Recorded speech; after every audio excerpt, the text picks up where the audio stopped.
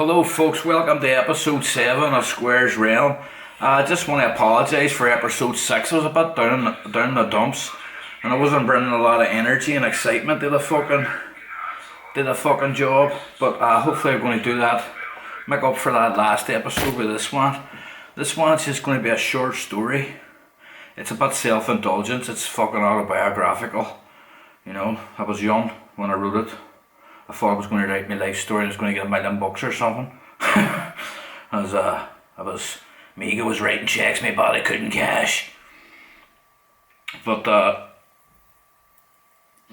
before I talk about that, I'd like to talk about how in them days too in the retro video gaming, I was very much in that last episode talk about getting into retro video gaming. I was very much into it in many ways, from the box art to the pixelated differentiations on pixel art in each video game. Back in those days, video games were so bombastic and so original, and they were very foreign and coming from Japan.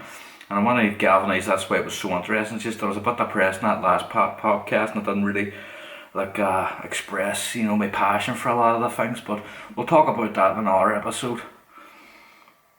But this one, I want to make it like a wee look at it as a podcast with an audiobook built on. Only it's a wee short story about a bogman growing up in the Bogside. That bogman is me. But here we go, I'll read it out these. And now I just want you to know, I'm aware of how cringy this is in places. I was about fucking 20 when I wrote it. It's a bit sort of like, oh fuck, listen to this here. But at the same time, it's a good wee story, and if anything, it's an honest document of the Bogside. It'll probably take me about fucking 40 minutes to read this. It is the first chapter of a book that was planned to have 5 or 6 chapters normally. I might actually give it away free in a wee book of poetry and pictures I have planned. But anyway, I'll save that bullshit and start reading. And apologies again for being a wee bit down the dumps in the last one. I want to keep the podcasts energetic and more full of life and passion than just, making them when I'm a bit down. So future, if I don't make them, it's just because I'm a bit fucking down the dumps and I'd rather give it me all. But anyway, never mind that. Here's that wee story I'm telling you about. Papa Smurf, Gallerine's death, and He-Man. I was born in Altnagavin Hospital on the 20th of May 1983 in the city of Derry. Derry City is situated in Northern Ireland, a place rampant with past and present conflicts, social unrest and political instability, leaving a lot of its inhabitants hopeless for future prospects or desperate to get the fuck out of this shithole. The only outdoor entertainment available for use is the hordes of rides readily available from week to week. The ancient practice of courting, drinking and dancing, or to some even the three combined, can also be found as popular acts of interest in local bars such as Hennessy's and Squares. Rave culture had not quite taken off at this point. At this point, the average person is likely to be unemployed, suffering ill education, or involved in political activities which can differ from mere voting to the growing culture of guerrilla warfare, fueled by the People's Revolt, hunger strikers' martyrdom, and British rule that began a few years prior and almost a century before that. On this year, Racehorse Shager had just been famously kidnapped by the IRA. President Reagan proposed Star Wars to fight the Cold War in space. Dennis Nilsson was also charged in connection with the grisly murders of Muswell Hill, London, and Margaret Thatcher recently became Britain's new Prime Minister with a landslide victory in British Parliament. My mother's name is Patricia, and my grandmother's name Eileen. Both raised me in a house filled with wit, sarcasm, bedlam and tobacco smoke, which lingered in our kitchen always, amid gossiping neighbours, aunties and the ear-burnt cousins and uncles, usually shielded from sun by white netted curtains. "What's for dinner today, Trish? I'm fucking starving," would call for brother Eddie. "Spuds and fish fingers? I couldn't be fucked to make something decent today. Call Neil and the rest of them for this now so I can get it overdone with, fuck," Ma would say before laying plates on the table. She was a matriarch of sorts in a household in which everyone needed fed, watered and catered for, a sister of 4 men and 2 women, with a nest of nieces and nephews. She had a delicate frame and was admired all around the block by my friends and older contemporaries for her pretty looks. "Square's ma's her right," we could sometimes be heard amongst my elder peers.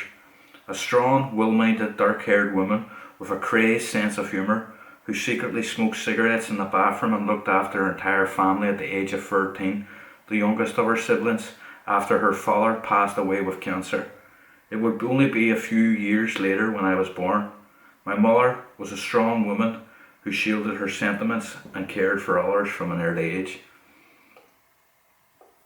She possessed a contentness in simple things such as family, pride in her home,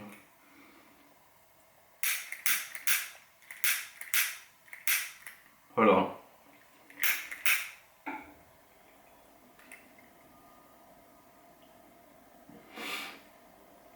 pride in her home and the pleasure of a smoke as she jiggled her foot over her knee, quietly contemplating after her hard work was done for another day. "Thank Christ that's over and done with now, so I can get a fucking smoke. I'll sit and eat some myself once I get the rest of them sorted." "Aye, Patricia, you've done enough now, just sit down and settle. Do you want a wee cuppa? There's some pink ribbons in the tin for when you're watching that," often encouraged my granny before the two settled with teas and soaps. Granny Eileen could always be found making herself busy by patrolling our house with a duster, a habit that was more for passing the time than actual cleaning duties. Like my mother, she also found a simple contentness in the social backdrop of family, plentiful cups of tea, and the prattle and chatter with neighbours at our kitchen table. "Jesus, Sally, I'd be affronted if I behaved like they on." "I know, Eileen, sure did you not hear the bars?" "No, what?" replied Granny with an inviting face hiding her intrigue. "She split with your man now after they got that house. I mean, him having a fucking heart attack and everything." "Dear Jesus, Sally, I've heard it all now." She had always carried a quiet, wandering mood, but said she had a part of her vacant of joy. Thoughts I'm sure she pondered on my granddaddy. She would talk of him often. "Oh, your granda loved to whistle. If there's one thing about him, he would never have an argument with. He'd leave the house and just go for a whistle. If God greets me at the gates, I'll be happy when I see him. It's been a long time, but at least I still have my family." He had died some years before I was born, with lung cancer.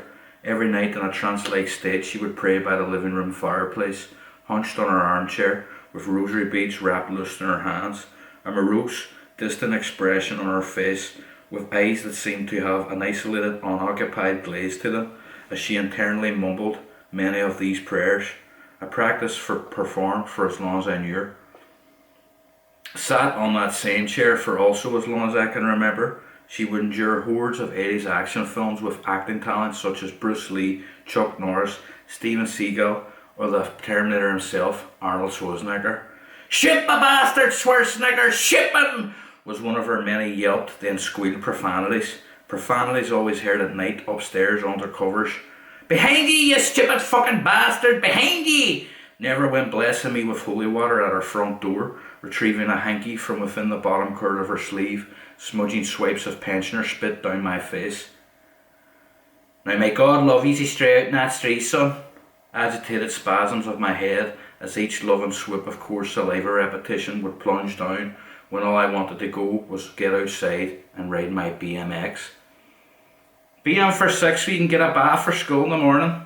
She had silver grey hair, always wore a pink apron, and would often flash a warm, cross-eyed smile hidden under her cleft lip with its small scar.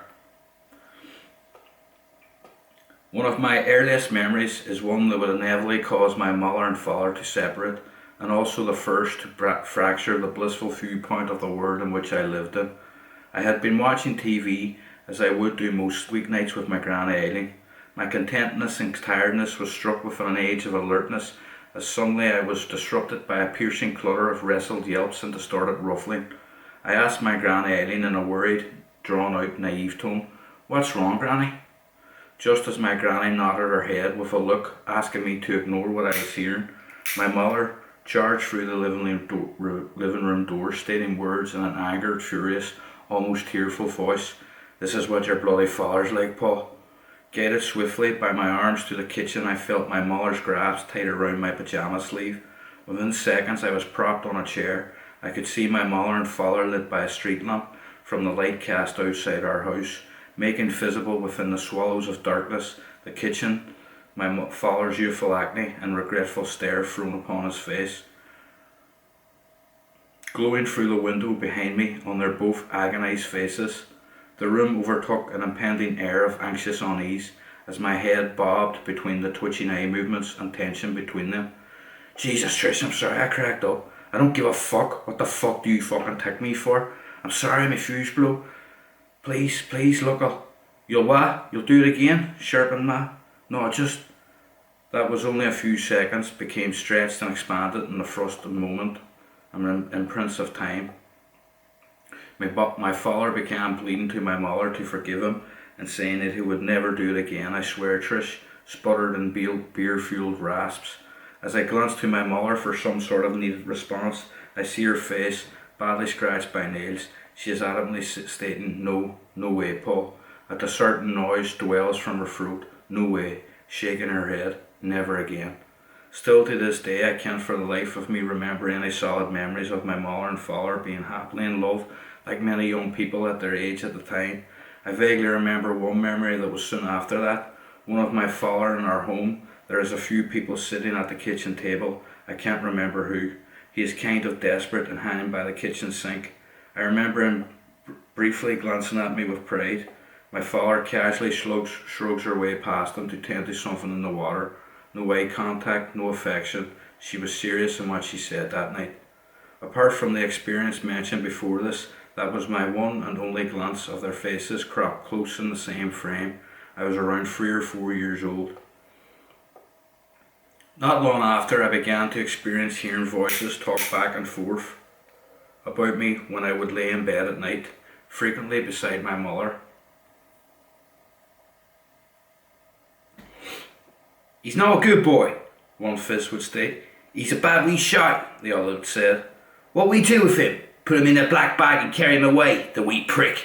Negative auditory hallucinations would debate back and forth on my bad nature and bad behaviour. Voices of two grubbily voiced, aggressive British men talking in streams of negative dialogue, stating harshly that my mother and father disapproved of me, and they themselves thought I was faulty. "Ah, he's faulty. Is he no good? No, he's a wee bastard. Fucking prick." It's a memory that is strange on recall at the time. My family put it down to a normal childhood routine when I would disclose about it, usually the following day. And so did I. Only upon an acute case of schizophrenia in my 20s did I realise that this strange experience which in retrospect was a stress-related symptom rearing its ugly head through hallucination. Other regular occurrences was that of my large Papa Smurf cuddly toy that would routinely have conversations with me at night.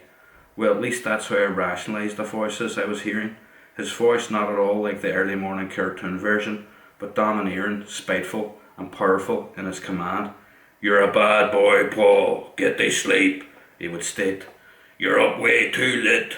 Now get thee sleep and don't be bad. Get thee sleep, you wee annoying bastard. No! Go! Hurry up!" Imagine to be coming from my Papa Smurf propped above my mother's wardrobe. Sometimes this would be shared with the sounds of cars passing by my house that sounded alien, demonic and foreign, screaming huge engine-type wails and moans that would hurl by outside, a sound which at the time seemed like a mechanical demon right outside my window. I'd either cry in distress from the demon cars or answer my Papa Smurf with a tearful okay. My uncles thought this was hilarious and would taunt me about it regularly. Were you talking to the fucking Papa Smurf last night, Paul?" Oblivious to the way that they seen this as funny, I'd say, "I says I'm a bad boy and they're going to put me in a black bag." "Ha ha ha ha, fuck's sake, Paul, you're a wee madman." Eddie would laugh, chuckling as he sipped his tea. "You're a fucking daffy duck. You'll be bouncing off the walls in no time, kid. Hey that." For years the story was passed to my friends and they carried the bastion of stick. My mother, though, I don't think did find it amusing. I remember explaining to her about it the first time and her throwing a cautionary, fearful glance at me that was both concerned and sorrowful. That wasn't an imaginary friend. That was a reoccurring hallucination that felt perfectly real and terrifying and not in the playful borders of childlike imagination. My mother and father to me at this time had become separate entities, no longer bound by love. In retrospect, I'm thankful because it could have been further harm if they had stayed together and been thrown together into further conflicts. I agree that sometimes separation is necessary. I put the event of their separation back to the far reaches of my mind and didn't acknowledge or share it with anyone until many years later. Apart from the event already mentioned, I actually had a much revelled in, adventurous few years as I runt enjoying the luxury of growing up. I developed a strong interest in drawing after a play school teacher declared to my mother that I was a gifted child in that all too typical institutionalised Christian fashion. I drew a nifty helicopter in class. My teacher commented to my mother on how striking it was, fitted and detailed with front and rear propellers, with scribbled windows and doors. I have a memory of this time in play school feeling anxious. Two boys from a class whipped a chair from under me one day. I fell on my arse, crying and blubbering in fear. I would meander in the class with a wandering unease, barely socialising or interacting, merely observing what seemed like chaos all around me, a pattern of nervous behaviour that would resurface again in later years. The romantic in me likes to think I used art as a form of escapism from times like that one. My play school teacher, I think, could see this and often gave me special attention and creative pursuits. One time I made a model baby chick, yellow and busting from its egg. I was so proud I made it better than the rest of the class that it gave me a feeling of lasting satisfaction. Mammy loved it and kept it on her windowsill for years. Drawing that wee helicopter picture started an eagerly funded obsession by family members in buying sketchbooks, pens and pencils for me, on the most part by my Granny Aileen. Whenever I was running low on utensils or paper, she would often covertly guide me to the quiet retreat of the living room, stating before she yielded some treasure coins from her apron, "That's for markers. This £2 will get you sketchbooks, so make sure it's the one with the extra pages and not the books with the horses on them. That'll last ye. We get you more. Now don't tell any of the rest of them I give you that," she'd say as I bolted out the door, albeit I never did. I later realised this secret was one that almost all her grandchildren would partake in routinely. Such was her nature. She had every single one of us thinking we were each individually her favourite.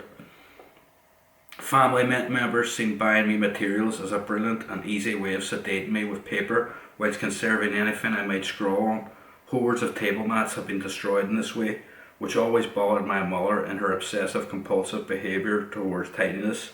If I had nothing to doodle on, anything nearby would get it, and after a while it just made sense if they bought me materials, desperate to feed withdrawal symptoms of bio addiction.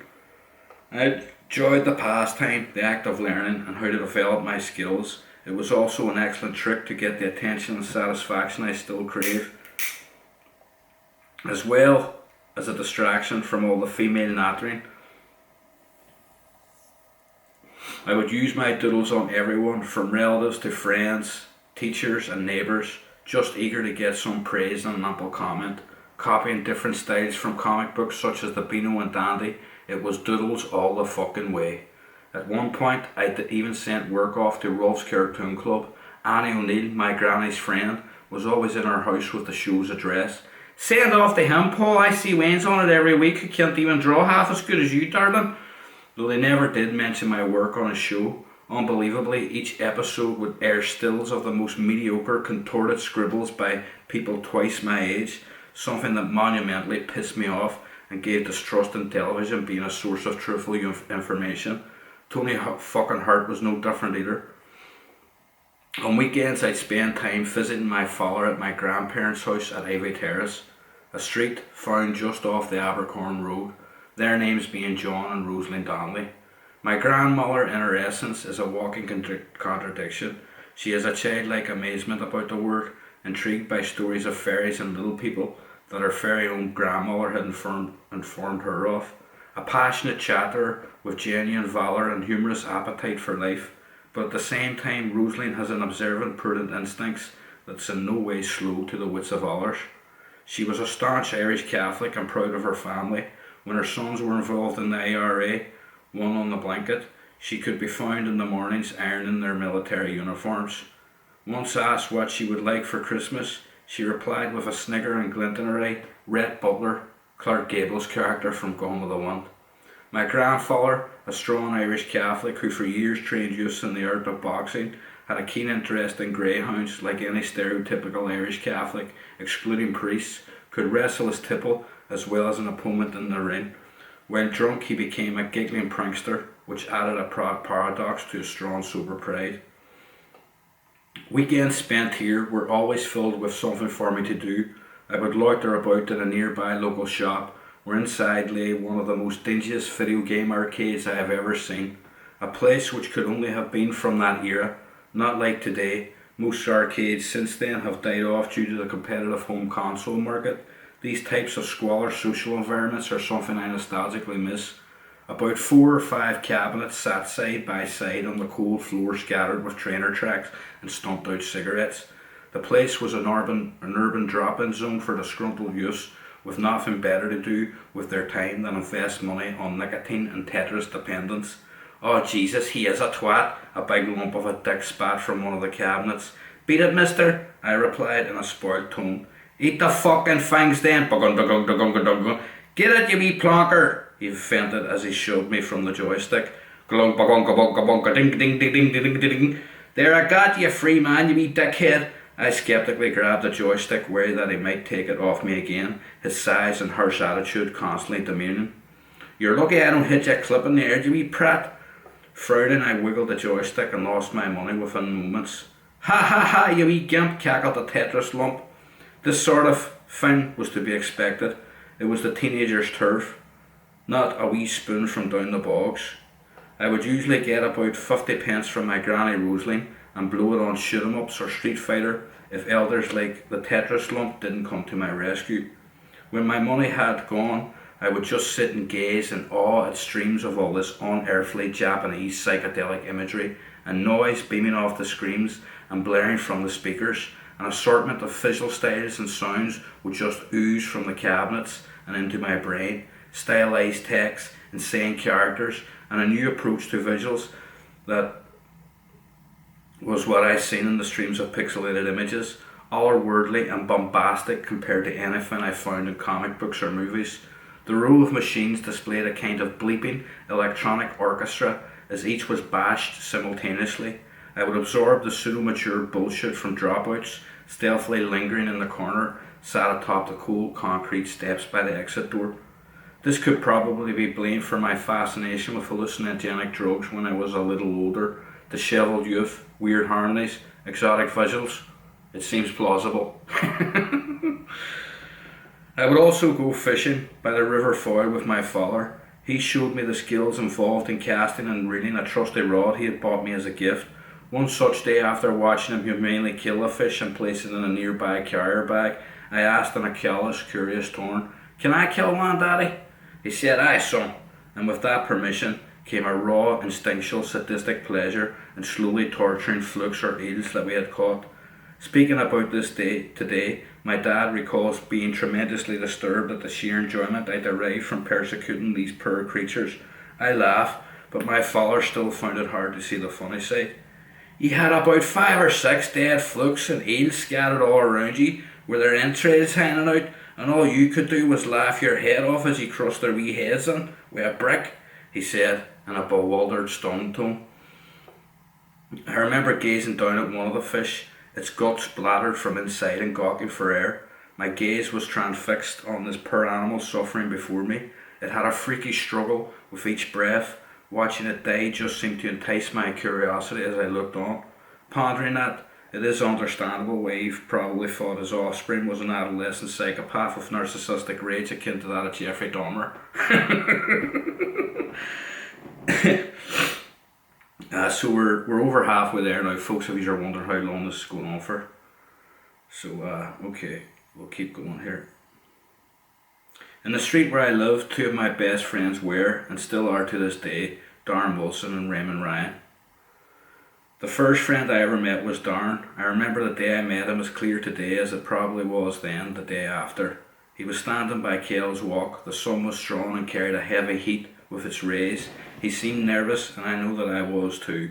We looked at each other, both leaning on two concrete stumps raised a foot from the ground, a little weary, having never met a lad from the same street before.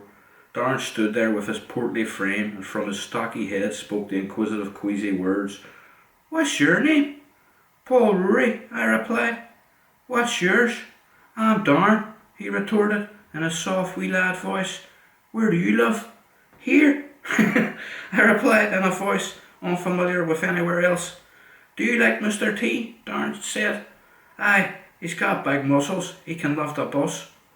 We sat there for a little while, and I can't remember too well, but I don't think we hung about much longer under the sun. We were both awkward, yet curious with each other, and kinda unfamiliar with socialising, but let it be said, we have remained good friends ever since. Darren has a serious tenacity and brutal honesty I have always struggled with, but for the most part wholeheartedly admire. We share alliances that have lasted to this very day. Out of all my friends, he has been within my social circle the longest. When we were a tad older, a typical day for us would entail stealing car batteries from burnt out cars and trying our best to create booby traps or explosives that our freedom fighting elders seemed so effortlessly successful at. We'd urinate in plastic bottles and create such concoctions with mud, grass, glass and baking soda bought cheaply from the mobile shop, trying our best to create Molotov cocktails with less vital ingredients than the masked men we seen as heroes had used. We'd dig small holes in soil, camouflaged by branches and grass, visualizing in our minds gruesome trappings or mishaps on unsuspecting victims. Not far from our homes lived gypsies on a vast waste ground, in which now rests Brewster's Close. Darren and another friend, Rimmon, and I set our destination to the waste ground one murky Sunday to daringly throw stones at the gypsies' caravan and persecute them, ignorant of their diversity in culture and lifestyle. We attacked their home because it was a mobile one and contained strange talking travellers we referred to as Stokes. Stokes, it turns out, is a second name of a local gypsy family, but in Derry, generalisations are rife, and any woman with a tinker accent or poor demeanour could expect to be referred to as a Stoke. "Them jippos are mad," Darren noted. "Imagine living in a caravan," Rimmon added. "I know, Rimmon, they're even stokier than you," I spat. "Ha ha ha ha!" Darren laughed. Rimmon just muffled somewhere under his breath and twitched a little. Not very politically correct, but we were just wee lads, and anyone alien to us, be it Protestants, British soldiers or gypsies, mattered not a jot. They were different from us and deserved to be taunted and have stones thrown at their abode.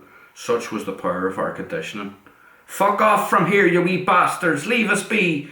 their mother passionately shouted at us, violently shaking her fist from the caravan door. "Smell your dick, you jippo!" threw Darren. "Your ma sells shite!" laughed Rimmon. Two stones hurled through the air. "Shot!" Darren shouted as I walloped the caravan with a halfer. We cackled like wild hyenas at a safe throwing distance, hurling bricks and dodging stones from her juvenile sons, simply revelling in our mischievous cruelty and the excitement of it all. Raymond beamed an excited smile, oblivious to self-consciousness by the thick drip of snot on his upper lip, completely thrust in the moment as he flicked a stone with his nimble wrist. You see, in our neighbourhood there was much time wasted on the pleasure derived from the primeval instinct of persecution. If we weren't sticking it to the archetypal skill of throwing stones at passing army japes, hoping to strike a snide paratrooper, or the ancient practice of slandering each other's mothers, we'd most likely be torturing those types of people that exist in every crack of society, alienated people that just seem to gravitate towards the torturous, systematic abuse from disgruntled child sadists like Darren, Raymond and myself on that particular dismal Sunday. Hello folks, sorry that there broke off there. The camera went out after 30 minutes. I'm going to get straight back into the story just. So here goes. It's nearly over too, by the way. You're near the end, if you've been listening the whole way. Soon after those scuttles of mischief, I was granted a nickname which to this very day still remains, as I remember the original philanthropist who donated this title I have was Sean Ryan, or the most commonly known label of Beef Ryan. Like many of my early memories, traumatic or excitable, the day had some glaring strong, just like the time I had met Darren. I had just left my friends and seen Beef swaggering upwards past Kel's Walk. He was wearing a bright red Liverpool football shirt with the words Candy wrote across his chest in vibrant white. He wore blue stonewashed jeans and his hair was an overgrown short back and sides with the top spiked high and thin. He also had a moustache that screamed he was proud of his newfound puberty. As he pranced up the street leading to Kelmkill Court, he looked as horrifying and domineering as any other time I had seen him, a swagger and intensity with a conquest of hate and fear begrudgingly guiding him. Back then, Beef was to my friends and I a nightmare personified. He completely revelled in bullying us, and we all feared him to the greatest extent. I glanced and nervously turned my head, just praying he wouldn't catch my worried stare. "Oh, look who it is!" he aggressively sniggered as he spotted me. "What there, you wee screwball, I've something to tell ye." My feet scampered and I rushed as quickly as I could before he could approach me. Within seconds he was in my personal space. "Squarehead!" he growled with a demonic-like quality. Immediately my whimpering weakness to verbal abuse cracked and I began blubbering and squeezing tears from my eyes. I looked at him weeping and pleaded in a feeble voice for him to stop chanting those cursed words. "Squarehead! Squarehead! Cell block hitch! Cell block hitch! Cell block hitch!" he grunted with eyes fixed on me. "Cell block hitch! Cell block hitch!" Again. "Squarehead!"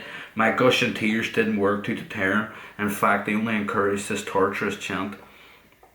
He crossed the road that separated us and confined me to a corner by the block of flats with garages behind me and at my side. His bulky body blocked out the sun as he towered over me. "Squarehead! Squarehead! Squarehead!" Three demonized growls came from his mouth, then another three. This time his technique at psychological warfare had motions and actions from his hands.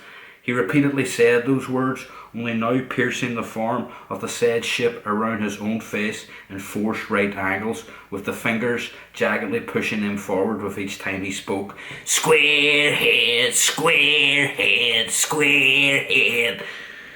His moustache and piercing eyes petrified me and had me terrified and squealing.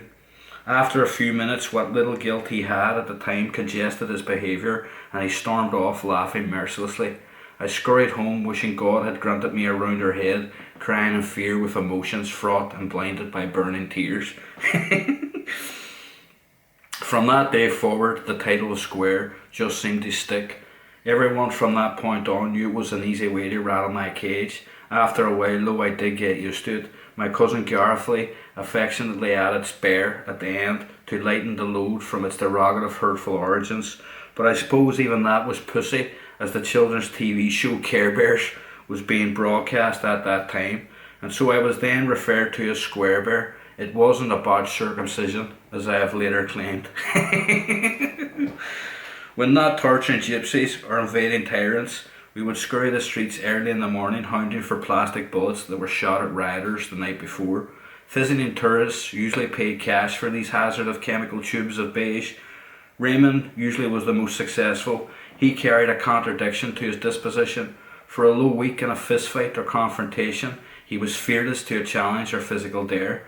If you could study his genes, you'd probably find they were spliced with those of a greyhound and chameleon, a born survivor, adaptable to any environment, with a lean skeletal frame and compliance of a cowardice canine. I remember him showing me loads of rubber bullets he had hoarded when the rest of us had been too tired to raise from our slumber. About a dozen yellowish cylinders lay scattered on grass within his side garden.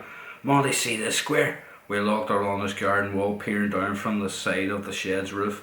"Jesus, Beezer, man!" Raymond jumped down to the grass with his treasure, smiling in accomplishment. "I'm going to sell them to Red Jim down in the markets." "Why does he collect them?" "No, he sells them to tourists." "Much?" £2 a bullet and 5p for the plastic shells. "Class, man." In reality, I felt envious. I wish I'd gotten up earlier. I'd be lucky to make 40p. My mediocre forte was occasional ski mask. These were worthless, of course, as any mindless fool could muster one up, thereby immediately diminishing their value. But a cousin of mine, Kevin, once found a bag overflowing with live rounds of ammunition. Sadly though, he made no money. Much to his dismay, they were later discarded by our uncle and thrown in the kitchen bin. Interests like this probably sound totally foreign to someone not born in this environment, but these hunts and gatherings for bullets and masks worn for violence, I don't think ever crossed over to our psyches in a sinister way at the time. At this point, events like this were sugar-coated by our innocence and the childhood idealism of our imaginations. These weren't to us the gathering of horrific items bearing shadowy associations, but in fact they were the more like adventurous treasure hunts that brought with them excitable thoughts of the demanding and challenging race for who could obtain the most and to triumphantly become the victor of your contemporaries.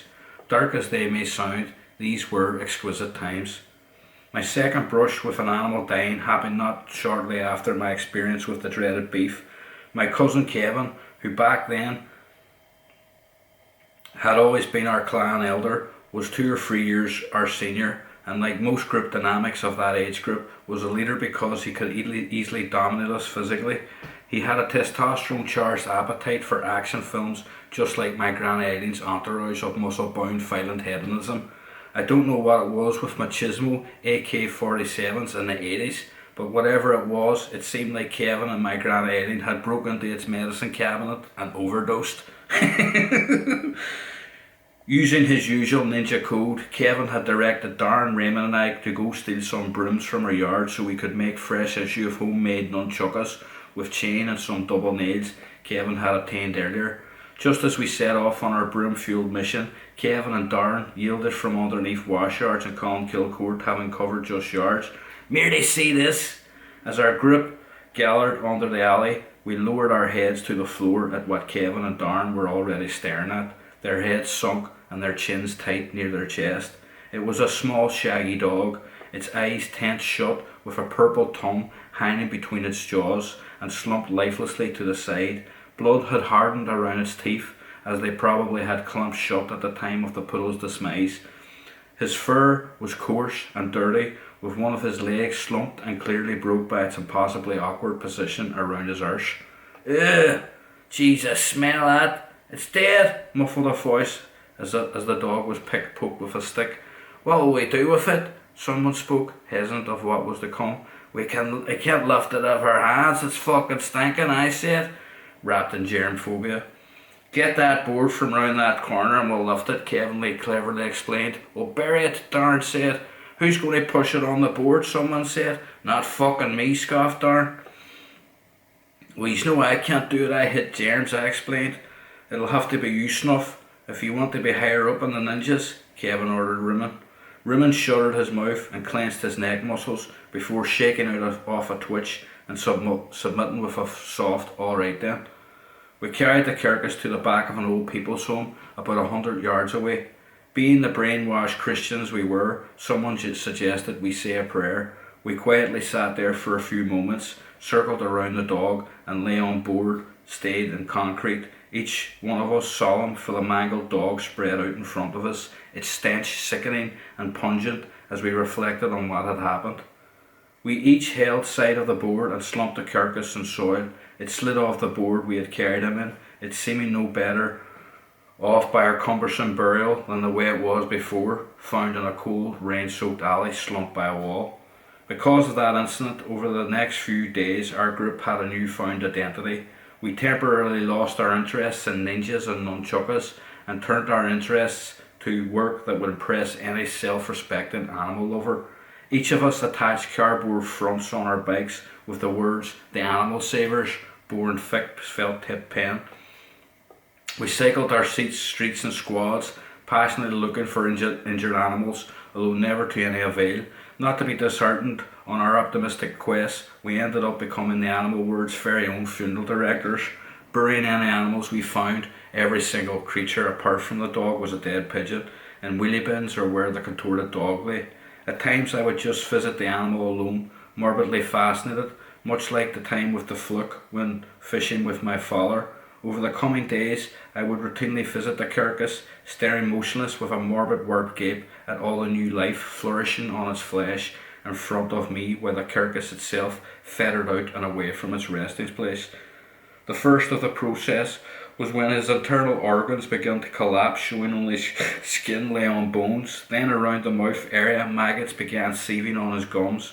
Within the next week, its vulgarity became totally disgusting, as all these bulbing, throbbing maggots and flies crawled and shat all over something that probably beforehand was playing catch, chewing a bone, or shagging Labradors.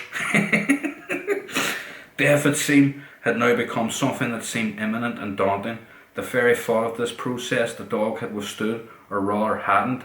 Gazing on it completely hit a chord in some existential abyss within my naive perception.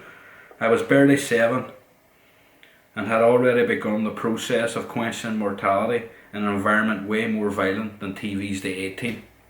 Heavy shit for someone who played yo-yo and thought He-Man was fucking everything. So that was it, folks. That was a wee nearly 40 minutes of reading fees, and I hope you liked the story. And that'll be given away free if you buy me short book of poetry and pictures that I'll be doing. Hopefully in a few months, or sooner rather than later anyway, but there you go, folks. So till next time, don't let the bastards grind you down. Up life.